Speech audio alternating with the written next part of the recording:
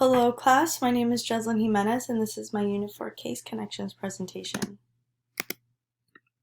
So I'm starting with case number 1 first. A newborn girl appeared normal at birth, but within 24 hours she developed lethargy, hypothermia, and apnea.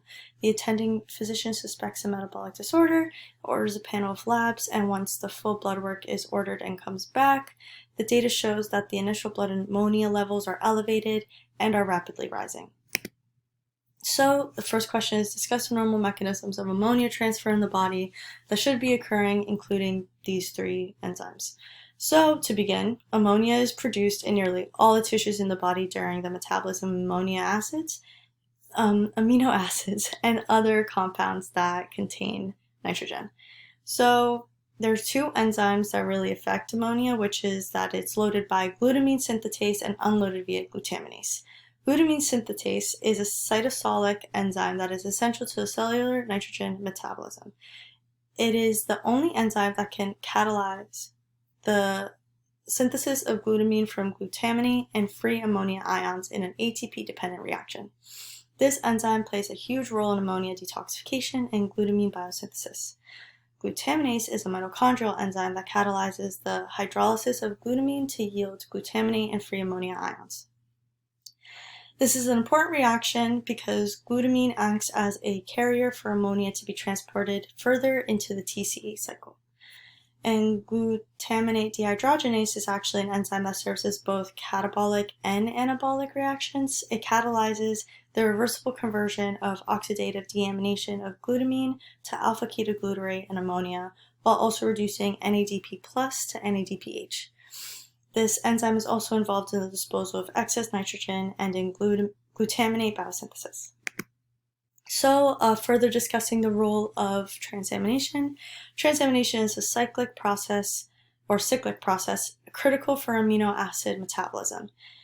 Essentially, it occurs when amino groups are removed from amino acids and then transferred to acceptor keto acids.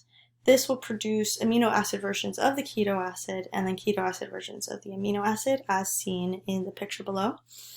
And this process is incredibly reversible. So the direction of the reaction is highly dependent on the concentrations of the substrates. How is nitrogen transport connected to gluconeogenesis in the fasted state?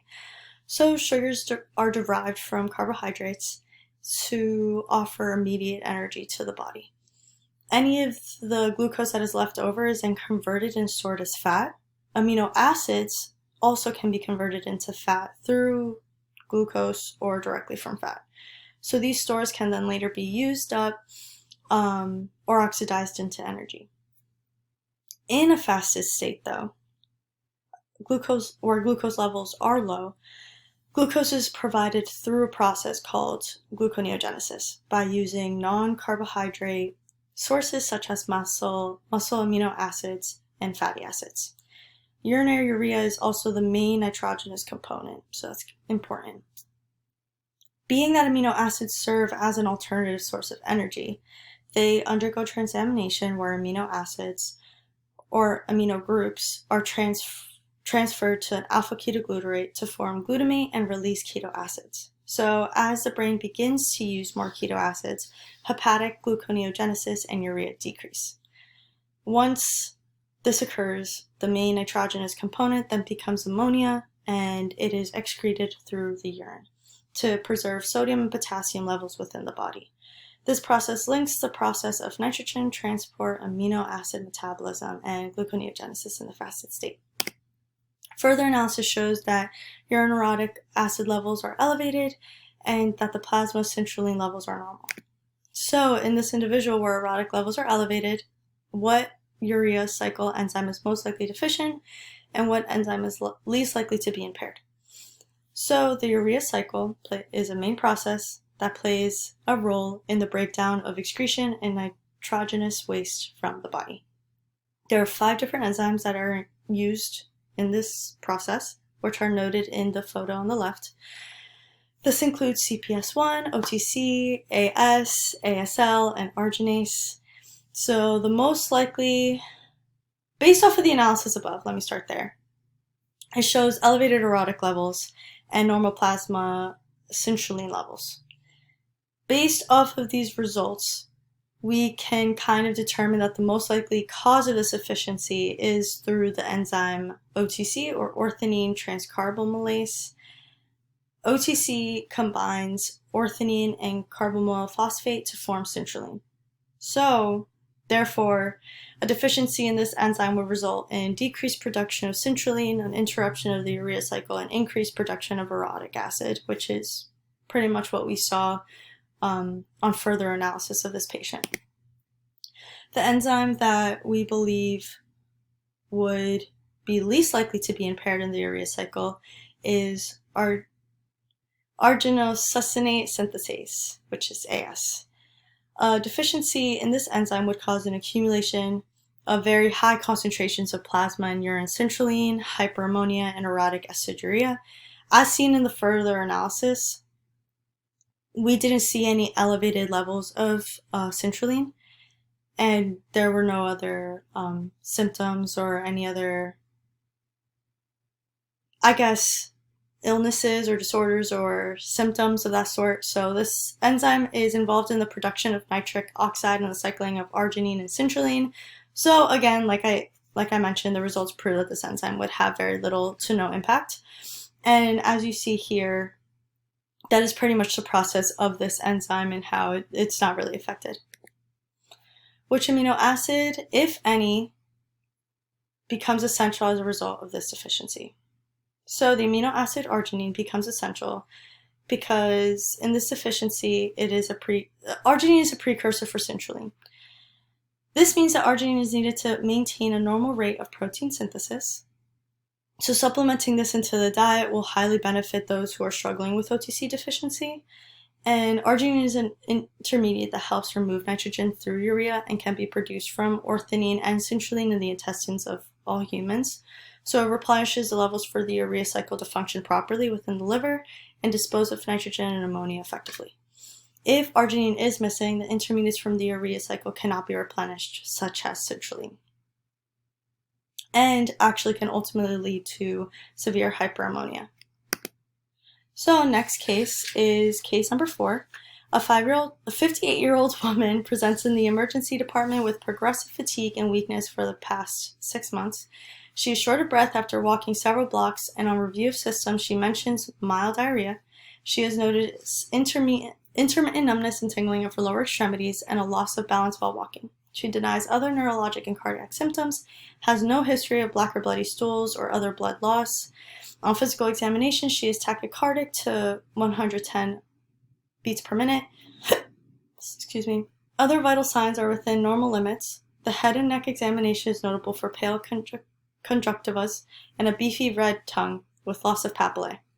Cardiac examination shows a rapid regular rhythm with a grade 2/6 systolic murmur at the left sternal border. Neurological examination reveals decreased sensation to light touch and vibration in the lower extremities, no depression noted. The hematology consultant on call is asked to see this patient because of low hematocrit level.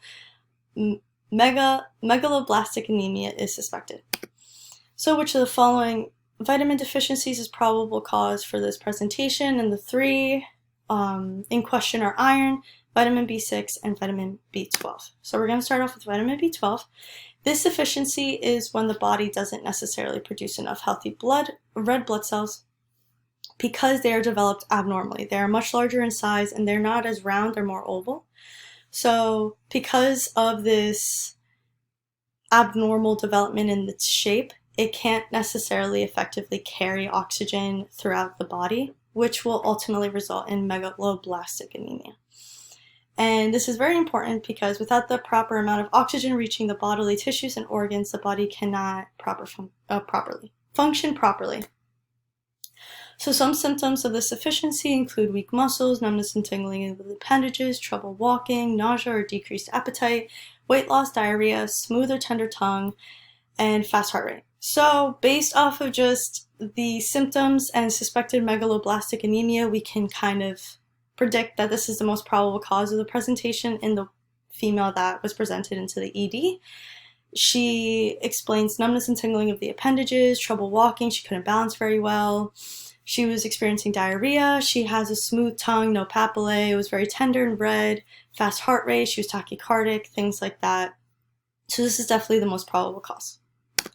Vitamin B6 is a central molecule in the cells of living cells and is found in many foods as seen in the photo on the right.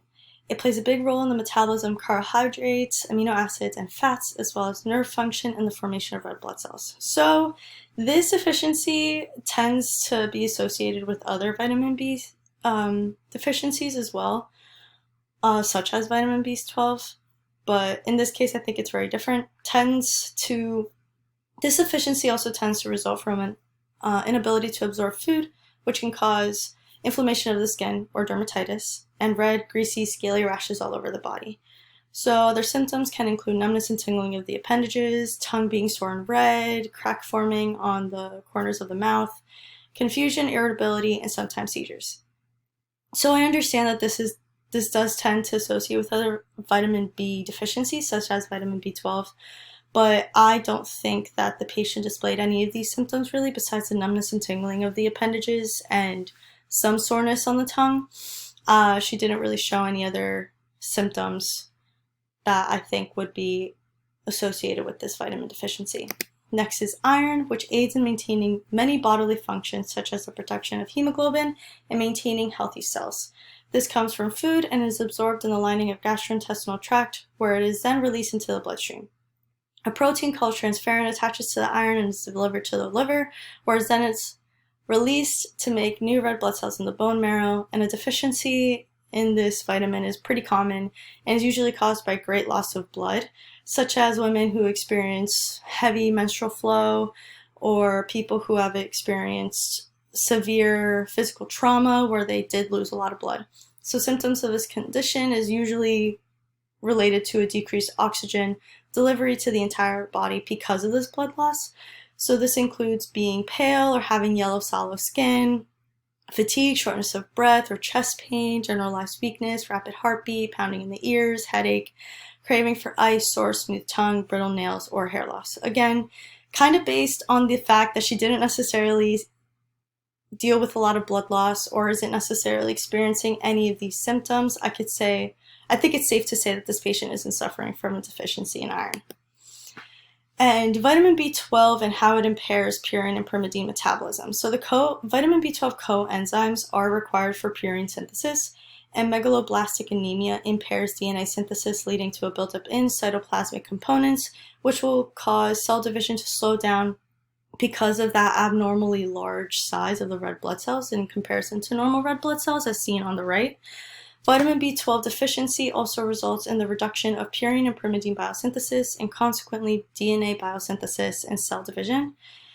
I skipped over. The nuclear chromatin also has an altered appearance to them because of the difference in size. And because of all of this, it will cause glossitis, skin changes, and flattening of the intestinal walls. Some potential laboratory tests and findings that would assist in the differential include complete blood count, peripheral blood smears, and bone marrow biopsies. So, for example, I'll go into it more, but patients with vitamin B deficiencies usually have initial blood lab tests that include complete blood count and peripheral blood smears because they help display signs of anemia. And in iron deficient patients, a complete blood count would be used to check hemoglobin levels, blood iron levels, and ferritin levels. So, to further explain each test, a complete blood count is a test used to determine unusual increases or decreases in blood cell counts, which include white blood cells, red blood cells, hemoglobin, which is a huge carrier for oxygen, hematocrit, which is just the overall count of red blood cells, platelets, things like that. Peripheral blood cell is a test used to examine red blood cells, white blood cells, and platelets under a microscope to determine if there are any signs of abnormal blood cell activity, appearance, or numbers. And bone marrow biopsy is a test where a small needle is inserted into a soft tissue in the center of a large bone, such as a femur, and extract a little bit of it because it can help check unexplained anemias, abnormal numbers of red blood cells or any blood cells, and a lack of iron in one's body. And here are my references. Thank you so much for listening, and hope everyone has a great day.